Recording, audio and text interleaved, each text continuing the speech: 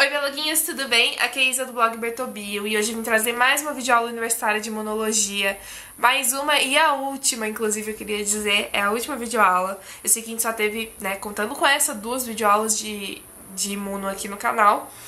Mas, enfim, esse semestre foi muito difícil pra mim, não do ponto de vista do conteúdo, mas da minha vida mesmo. E eu não consegui me organizar pra fazer os vídeos de forma assim, picadinha. Então, preciso fazer vídeos longos com muito conteúdo mesmo. O vídeo de hoje a gente vai estar falando de MHC, resposta imune celular, resposta imune humoral, e depois a gente fecha com hipersensibilidade com um toque de imunologia de tumores.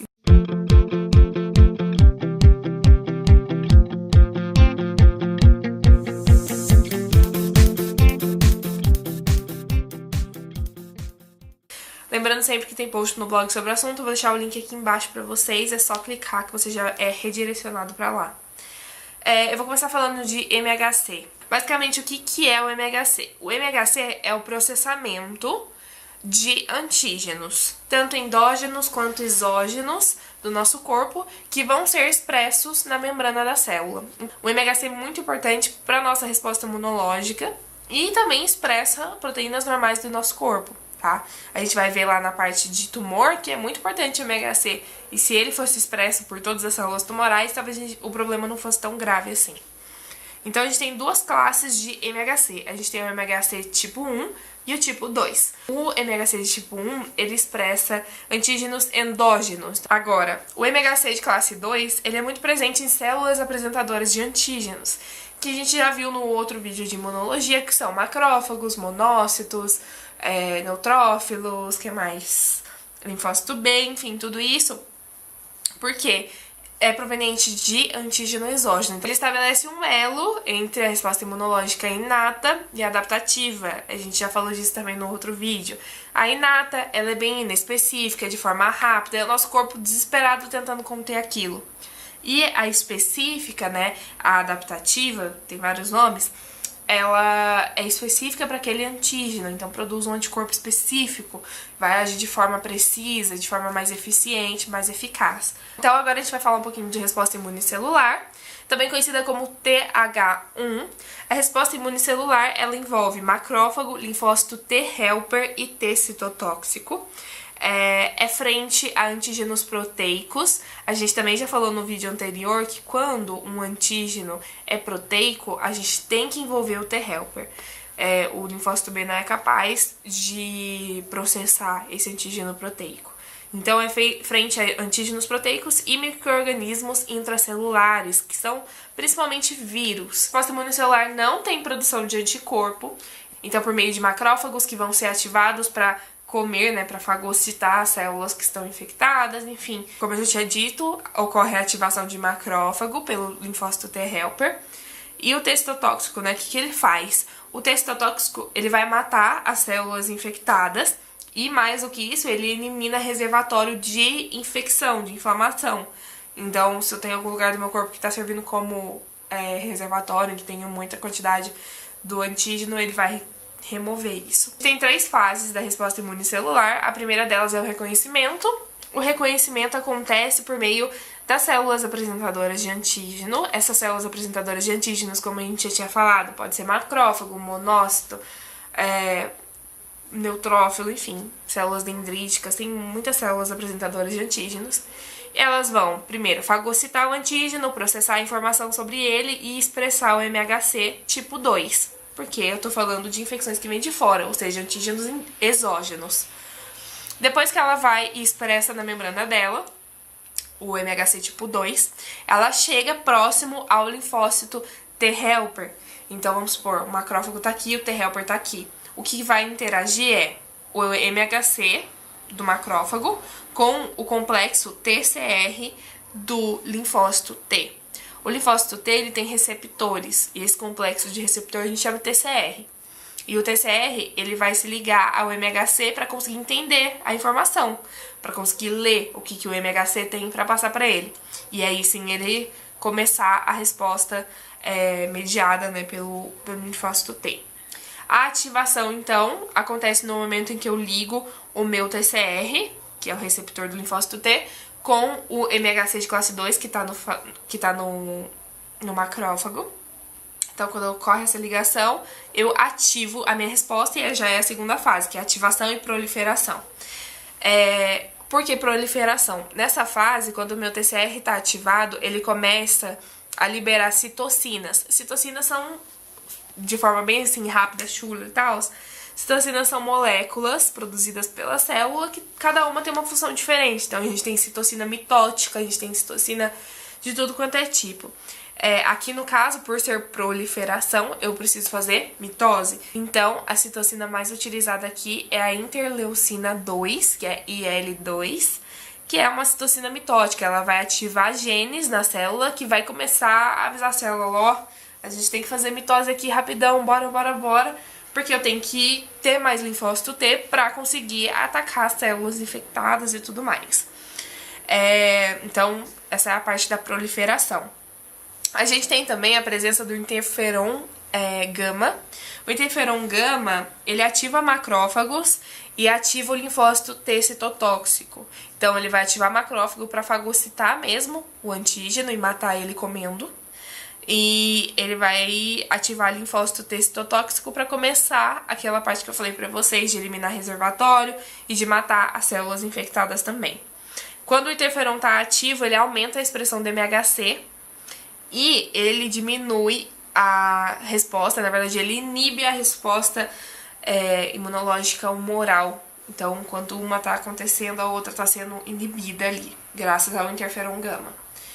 E a fase 3, que é a fase efetora, que já está no finalzinho, a gente tem uma atividade citotóxica direta. Então, o que vai acontecer? O linfócito T citotóxico, ele libera compostos tóxicos que vão degranular a célula. Esses compostos tóxicos que vão degranular, a gente chama de perfurinas. Pensa que vai perfurar a célula infectada.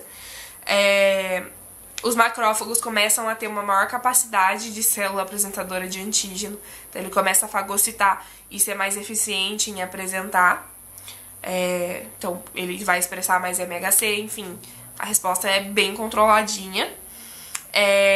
O macrófago, quando ele está ativado, ele é capaz também de atuar em células tumorais. E ele atua na hipersensibilidade tardia, que a gente vai ver mais pra frente quando a gente falar de hipersensibilidades. E, por fim, o T citotóxico vai promover a lise celular, a quebra daquela célula infectada. Então, aí eu vou ter a morte daquela célula. Então, é isso sobre resposta imune-celular.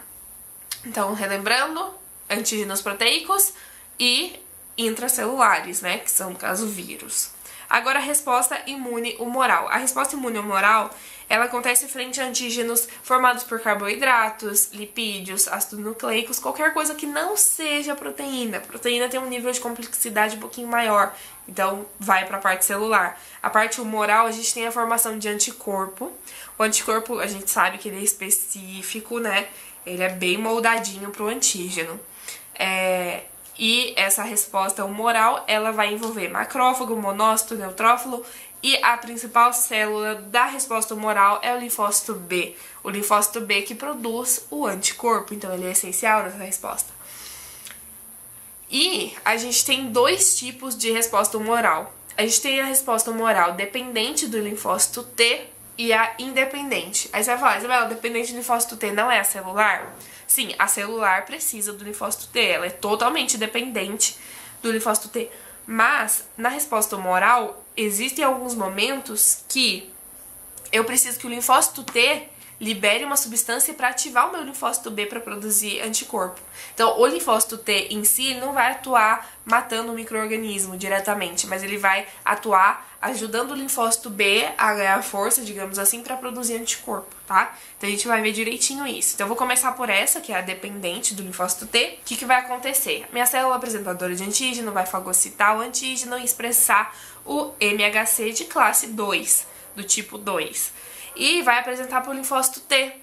O linfócito T vai olhar e vai falar assim, nossa, isso aqui não é proteína, eu não preciso fazer uma resposta para isso. Ele vai falar, ó, linfócito B, isso aqui é seu.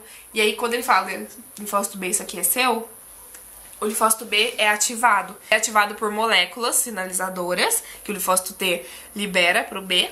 E quando o linfócito B é ativado, a gente passa a chamar ele de plasmócito. Ele deixa de ser o linfócito B. Nesse tipo de resposta que é dependente do linfócito T, parte dos anticorpos vão de fato para a infecção e parte dos anticorpos vão formar a nossa memória imunológica. E aí, Isabela, mas como que é a memória imunológica?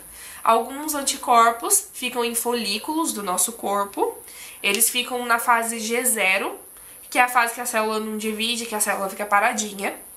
Se algum dia a gente vier entrar em contato com o antígeno de novo, sai da fase G0, começa a multiplicar, fazer mitose para atacar o antígeno.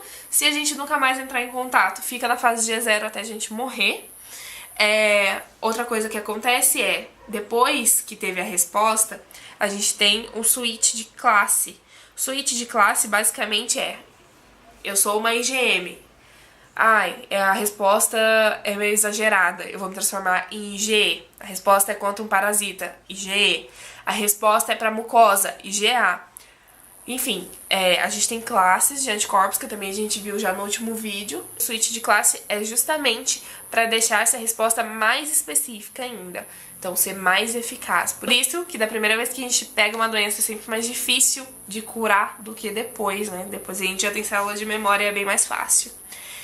Além do switch de classe, acontece a hipermutação somática, em que muda a porção variável do anticorpo, mais uma vez, para se adequar cada vez mais ao antígeno, para ter aquele encaixe quase que perfeito e a resposta ser muito mais eficaz. Agora falando um pouquinho da resposta humoral independente, então não preciso mais do linfócito T. O que acontece? O linfócito B, ele também é uma célula que tem capacidade fagocitária. Então ele vai, fagocita o antígeno, ele faz tudo sozinho dessa vez. Fagocita o antígeno, e aí quando ele fagocita o antígeno, ele já vê, é um carboidrato. Beleza, posso fazer a resposta. É um lipídio, posso fazer a resposta. É um ácido nucleico, posso fazer a resposta. E aí ele mesmo se ativa em plasmócito e começa a produzir anticorpo. A diferença básica é que na dependente do linfócito T eu tenho produção de célula de memória, enquanto que na independente eu não vou ter. E nesse caso também da independente, a gente tem uma afinidade entre antígeno e anticorpo um pouco mais baixa, tá? A gente não tem a diferenciação do IgM, fica IgM mesmo. Não vou transformar em IgE, em IgA, fica IgM e é isso. O que acontece? A primeira vez que a gente entra em contato com o antígeno, geralmente a gente tem uma taxa maior de IgM do que de IgG. IgM é a nossa... o coringa. É o anticorpo que está presente no nosso soro e que é rápido e que está ali e tal. Só que, ao mesmo tempo que ele é rápido, é incrível, maravilhoso, ele não é tão específico. E ele precisa não ser muito específico mesmo. Porque imagina, se o nosso corpo tivesse muito específico, aí chega um outro, eu não consigo ligar e aí, poxa, que pena. Vou deixar esse vírus matar todas as minhas células. Então não tem como. Realmente, o anticorpo que está mais presente no nosso soro, ele precisa ter uma especificidade menor. E depois que acontece todo o processo de processamento mesmo do antígeno e reconhecimento daquilo, aí sim a gente pode deixar a resposta um pouco mais específica, o anticorpo um pouco mais específico. Então, no primeiro momento, eu tenho uma maior concentração de IgM do que, por exemplo, de IgG. IgG é mais específica e IgM é menos. No segundo momento, quando eu entro em contato com o antígeno de novo, eu tenho uma maior produção de IgG, que ela é mais específica, e uma menor de IgM, porque meu corpo já conhece aquilo. E quando meu corpo já conhece aquilo, ele já consegue ser mais específico quanto aquilo, tá? Então, essa é a diferença, por isso que a gente toma vacina, por isso que é incrível tomar vacinas. Agora a gente vai entrar em hipersensibilidades. O vídeo é até enorme, mas não desiste de mim, por favor, continua aí. Hipersensibilidade é uma resposta já gerada do nosso sistema imunológico. E eu sei muito bem o que é isso, eu acho que vocês também devem saber. A gente tem hoje em dia muita gente que tem alergia. Alergia alimentar, alergia respiratória, alergia a um monte de coisa. E tudo isso é hipersensibilidade. E a gente vai entender, são 4 tipos. Cada tipo é uma doença diferente, basicamente. Cada tipo compõe doenças diferentes. O tipo 1 é o meu tipo, é o tipo que me define. Reações anafiláticas, e a gente pode envolver asma, rinite. Rinite é o problema maior de vida. Então, a rinite tá aqui. Todos os tipos de hipersensibilidade, tipo 1, 2, 3 e 4, precisam antes ter uma sensibilização do corpo. Então eu vou dar um exemplo pra vocês. Eu sou alérgica a alguns tipos de perfume. Geralmente, a primeira vez que eu espirro o perfume, eu não sinto nada, eu fico de boa. E aí, a segunda vez que eu vou usar, a minha rinite ataca. E aí eu penso, pode estar de brincadeira, é psicológico. Mas na verdade não é. Essa primeira reação, que não causa sintoma na gente assim, ela é uma reação de sensibilização. Então é quando o corpo vai receber aquela substância, vai entender que não é do corpo, e o corpo vai reagir de uma forma exagerada. E aí ele reage de forma exagerada, ele produz IgE, que é um anticorpo específico que é exagerado, que é para reações alérgicas e parasitárias. E aí o IgE fica lá guardadinho. Na próxima vez que você entrar em contato com aquilo, o IgE vai explodir e vai tratar aquilo como se fosse a maior ameaça do mundo e vai causar uma reação muito exagerada mesmo, como diz o nome, hipersensibilidade. O IgE, ele fica na superfície de células como mastócitos e basófilos, e essas células, tanto mastócito quanto basófilo, apresentam grânulos de histamina, heparina, leucotrieno e prostaglandinas. Essas substâncias, elas promovem vasodilatação. Por isso que quando a gente tá com rinite, geralmente a gente fica vermelho. Então o local da alergia fica vermelho, porque ali aumenta a circulação por ter vasodilatação. A gente tem duas fases dessa reação, a fase imediata e a tardia. A fase imediata acontece rapidão, é a vasodilatação, a primeira coisa que acontece. Espasmo de células musculares lisas. Células musculares lisas são involuntárias, e aí a gente começa a ter espasmos nelas. E secreção glandular. A reação toda da rinite, da asma, acontece de 5 a 15 minutos depois que eu tive o meu segundo contato com o antígeno. Porque lembra, o primeiro é sensibilização. O segundo, aí eu já vou ter um problema um pouquinho maior. Porque daí eu já vou ter os sintomas, segundo, terceiro, quarto, quinto, enfim, mais pra frente. E lembrando, se eu tive produção de anticorpo, né, porque o IgE é um anticorpo, é porque eu tive uma resposta humoral da primeiro contato. Então na sensibilização, minha sensibilização foi humoral. Tive produção de anticorpo. A fase tardia, ela é a infiltração de eosinófilo, de basófilo, neutrófilo e monócito no local da infecção. Então vamos supor que eu inalei ácaro, que é o meu caso, eu sou muito alérgica a ácaro, e ele parou em algum lugar aqui da minha via respiratória. No local que ele tá parado, né, que ele foi reconhecido, eu vou ter um envio de células de defesa, essas que eu falei pra vocês. E, dependendo do caso, pode ir até o linfócito T no local. O linfócito T é o chefão. Pra ele se mexer, nossa, tá acontecendo alguma coisa nesse corpo. E em alguns casos acontece até dano tecidual, graças a essa resposta exagerada. Então, como eu já tinha dito pra vocês, rinite, asma, tudo isso é uma hipersensibilidade de tipo 1. E a gente fala que tanto a asma quanto a rinite é uma reação a antígenos inalados, que geralmente vem proveniente do nosso sistema respiratório. Depois, a gente tem dos antígenos ingeridos, que são alergias alimentares, que provocam vômitos, cólicas, diarreia, erupção cutânea. Muita gente tem alergia a, sei lá, frutos do mar, por exemplo, e isso é uma hipersensibilidade de tipo 1. A gente tem as reações urticuriformes, que são frentes a antígenos inoculados. E aí, gente, chegando na parte mais séria da questão. A gente brinca, né, rinite, nossa, convivo com a rinite faz 19 anos, eu tenho 19 anos. Mas, a gente tem situações de hipersensibilidade tipo 1 que quando a resposta é muito exagerada, a gente vai ter complicações bem sérias que podem, inclusive, levar o indivíduo à morte se não for procurar o auxílio médico, né? Enquanto estiver aí quase morrendo de alergia. E uma das coisas que a gente pode falar acontece a anafilaxia sistêmica, que basicamente é uma ativação generalizada de mastócito. Eu começo a produzir muito vasodilatador, muito. E a minha pressão começa a cair, a minha saturação, né, o nível de oxigênio no cérebro também começa a cair. E aí a gente tem problemas graves que podem levar o indivíduo à morte. Mas, né, mais uma vez, se procurar um médico, nada disso acontece. né? Se procurar a tempo, nada disso acontece. Então, se você vê que você tá tendo uma reação alérgica um pouco além do que você tá acostumado a ter, ou se você nunca teve, corre pro pronto-socorro. Com certeza eles vão resolver seu problema por lá com um antialérgico. E aí você vai ficar bem. Para identificar essas hipersensibilidades, principalmente eu vou falar aqui de rinite, a gente tem alguns testes. O principal é o teste cutâneo. O teste cutâneo é aquele teste que quem é alérgico aí sabe. A gente vai e faz, tipo, meio que fura a pele várias vezes aqui no braço. Então, fura aqui e fura aqui.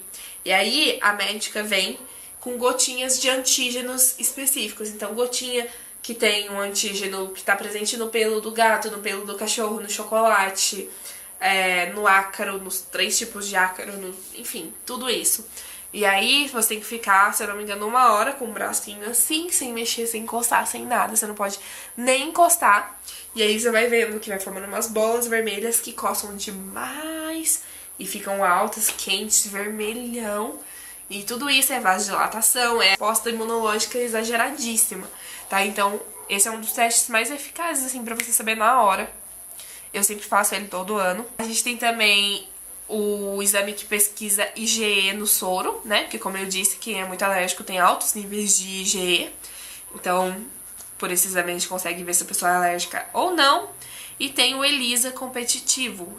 Agora, hipersensibilidade tipo 2. A hipersensibilidade tipo 2 são reações citotóxicas. A primeira sensibilização, o primeiro contato, que eu já expliquei pra vocês, é humoral também, ou seja, eu tenho produção de anticorpo, que nesse caso pode ser ou IgM ou IgG. No caso da reação citotóxica, vai ser frente a antígenos particulados.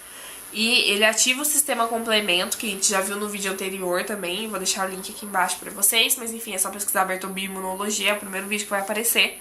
Então ele vai ativar o sistema complemento. O sistema complemento, quando ele é ativado, ele forma o mecanismo de ataque à membrana, que promove a citólise, quebra a célula. Ativa também células efetoras com receptores para IgG. É dependente do anticorpo, essa resposta. E a gente vê muito isso em transfusão sanguínea e na doença hemolítica do recém-nascido. A gente sabe que o nosso sistema sanguíneo, ele é determinado por anticorpo e antígeno. E a gente consegue ver isso muito quando, por exemplo, uma transfusão é feita de forma errada, digamos assim. Então, se a pessoa recebe um sangue que não é compatível com o dela, a gente tem uma reação meio que desse tipo. A gente tem 3 tipos de reação tipo 2, de hipersensibilidade tipo 2. A primeira é a reação destrutiva, que é quando o corpo produz um anticorpo para algo do corpo. É um autoanticorpo. As bloqueadoras, que é quando o autoanticorpo, ele vai bloquear. Então, por exemplo, assim, eu tenho um neurotransmissor passando uma mensagem para alguma coisa aqui. Eu vou ter autoanticorpo aqui entre o neurotransmissor e a região que está recebendo a mensagem e eu não vou conseguir mais passar a mensagem, porque meu corpo acha que de alguma forma aquilo é errado. E a gente tem as reações ativadoras, em que o autoanticorpo, ele atua como agonista. Então, sobre hipersensibilidade tipo 2 é isto. Agora, hipersensibilidade do tipo 3, a gente tem as que são mediadas por imunocomplexos. O primeiro contato, a sensibilização, mais uma vez, é humoral. Mais uma vez eu tenho produção de anticorpo. Nesse caso, é IgM ou IgG, assim como no caso anterior. E o que diferencia o tipo 2 do tipo 3 é o antígeno. Enquanto que no tipo 2 eu tenho antígeno particulado, no tipo 3 eu tenho antígenos solúveis. E o que vai acontecer? Eu vou ter um sistema, que é um sistema fagocitário mononuclear, que vai depositar o complexo antígeno e anticorpo nos tecidos. E quando isso acontece, a gente provoca uma reação inflamatória contra o complexo antígeno-anticorpo. E, como está no tecido, pode causar dano tecidual. É o caso de muitas doenças autoimunes. Por exemplo, lúpus é uma doença autoimune, né? E é isso que acontece. Então eu vou ter o depósito nos meus tecidos. Aí pode ser tecido de diversos lugares. Quem tem lúpus, geralmente, cada hora tem dor no lugar. Enfim, geralmente é articulação. Então a pessoa, por exemplo, no meu joelho eu tive acúmulo de complexo anticorpo antígeno, e aí meu corpo começou a fazer uma reação pra isso, e aí ferra com tudo, né? A artrite reumatoide também é o mesmo esquema. E pode ser tanto a antígenos endógenos quanto a antígenos exógenos. Então, pode ser coisas vindas de fora ou do próprio corpo. E o tipo 4 é a hipersensibilidade tardia ou celular. A hipersensibilidade tardia ela é diferente das outras que a gente conversou até agora. A sensibilização, o primeiro contato, é celular. Então eu não vou ter produção de anticorpo. Aqui eu não tenho nenhum IG pra falar pra vocês. É tardia porque acontece a reação alérgica cerca de 48 a 72 horas após o contato. Geralmente acontece frente a antígeno reintroduzido ou frente à persistência celular. Então, pode formar granuloma. Eu não sei se vocês já viram algumas reações alérgicas que formam umas bolotas e fica bem feio, digamos assim, né? Feio no sentido médico da coisa. Eu já vi na orelha, enfim. E o granuloma, gente, ele aparece de 21 a 28 dias após o contato com o antígeno. Então, assim, é um tempo, né? Pra formar uma bola não é de uma hora pra outra também, né? A gente vai ter um acúmulo ali no tecido e tudo mais, então demora um pouco. Pode ser frente a piteno também, então, sei lá, fico em contato com alguma coisa muito tempo. O que vai acontecer de mais extraordinário nesse tipo de resposta de hipersensibilidade, melhor dizendo, é uma alteração microvascular endotelial.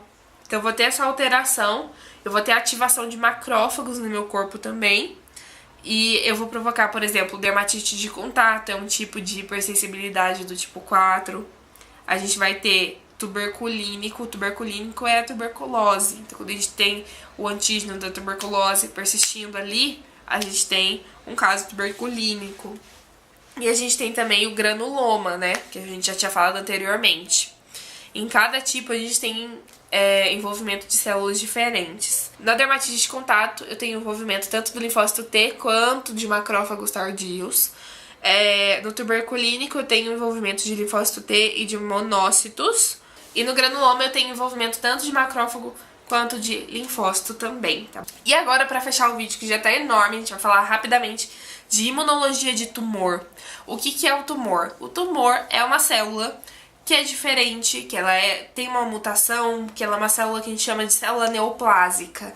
É diferente, é nova, tem uma divisão contínua e uma divisão muito, assim, desesperada.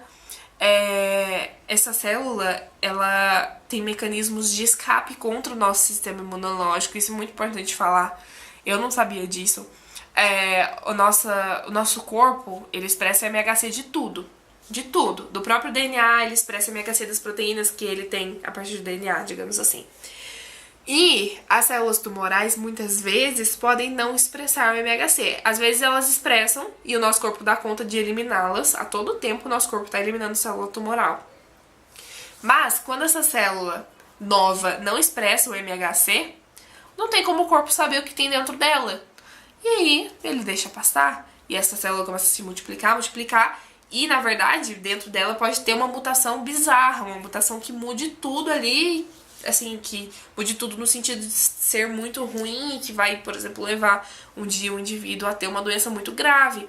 E aí essa massa de células vai crescendo, até começar a aparecer sintoma e tudo mais. Então o mecanismo de escape, o primeiro mecanismo de escape que eu vou citar pra vocês é a ausência de MHC. Então não expressa MHC pra não ser fagocitado, pra aquela célula não ser morta, né? A mutação não quer que isso aconteça. E outro mecanismo de escape é a própria célula que tem uma mutação, a célula, né, que a gente chama de célula cancerígena, começar a produzir imunossupressor para diminuir a resposta imunológica. Quando diminui a resposta imunológica, você pode expressar o MHC ali, que vai ser muito difícil perceberem, e você vai crescendo a massa de célula. Então, esses dois são mecanismos de escape. Mas, ao mesmo tempo, o nosso corpo consegue dar conta de muita coisa. Então, por meio de MHC, algumas células tumorais, como eu disse anteriormente, expressam MHC, o nosso corpo vai lá e mata. Acontece. Às vezes a gente mata células tumorais via humoral, com anticorpo, ou via celular, com linfócito T, com macrófago, e até mesmo por meio de citocina. Então, substâncias tóxicas manda para aquela célula e ela vai morrer. Então, a imunologia do tumor basicamente é muito difícil porque não tem um padrão. A célula cancerígena é muito difícil de encontrar um padrão para ela não tem. Na verdade, se tiver, ninguém sabe ainda. E ela muda, né? É uma mutação. A mutação é específica para cada pessoa. A mutação acontece no seu DNA. Cada pessoa tem um DNA. Não tem como fazer uma fórmula geral que pegue todas as mutações. E o que acontece com a quimioterapia? A quimioterapia é um tratamento que vai diminuir a incidência, a recorrência de mitose no corpo. Só que ao invés de atuar somente nas células cancerígenas, a quimioterapia atua em todas as células. Por isso que cai cabelo, cai cílio, sobrancelha, tudo isso, porque eu não tô tendo mais mitose. Mas que a gente tem encerrado com um assunto muito delicado e chato. E é isso, deixe seu gostei pra mim aqui embaixo. Não se esqueça de se inscrever no canal. A gente tá com 560 inscritos. Eu tô muito feliz, muito obrigada mesmo. Nunca nem pensei que eu sairia dos 100 inscritos. Mas estamos aqui. O blog, gente, eu vou deixar um aviso pra vocês aqui. O blog tá passando por mudanças. E possivelmente um dia ou outro a gente vai ter que sair do ar. Então o blog vai ficar possivelmente 24 horas fora do ar. A gente tá arrumando parte técnica do blog. Meu irmão tá arrumando pra mim, muito obrigada. E eu tô avisando isso porque se você entrou no meu blog e conseguiu abrir o meu blog, copia o post em documento do Word. E nem que você não imprima, mas deixa salvo. Porque às vezes você vai entrar outro dia e vai ser justamente o dia que o meu blog vai estar fora do ar. Então já copia tudo que você quer no meu blog, copia. E deixa ali. Não adianta colocar na barra de favoritos do computador, que quando você clicar lá não vai abrir. Vai dar a página não encontrada, tá bom? Então é isso, espero que vocês tenham gostado do vídeo. Mais uma vez, deixa o like pra mim, ajuda muito no crescimento do canal. Um beijo e até o próximo.